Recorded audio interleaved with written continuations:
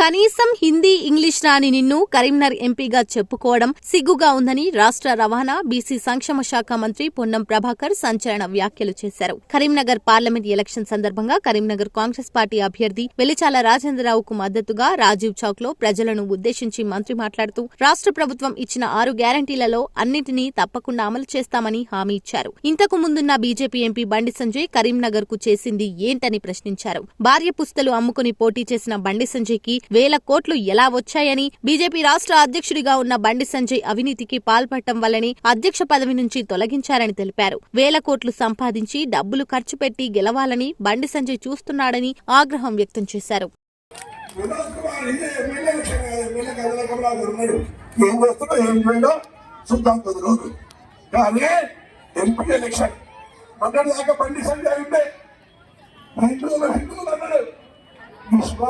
రూపాయి పైసలు ఖర్చు చేసినా ఈ హనుమాన్ టెంపుల్ గారు కట్టించిందా, ఈ వెంకటేశ్వర టెంపుల్ గారు రూపాయి పెట్టిందా?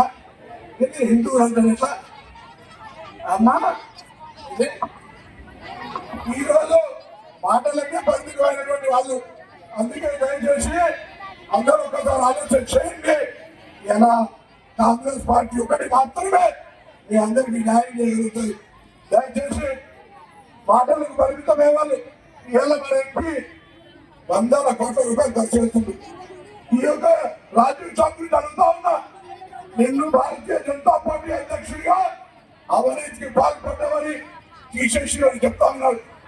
నీవే ఎన్నికలప్పుడు భార్య మంగళసూత్రం అమ్మినని సానుభూతి చెప్పినావు.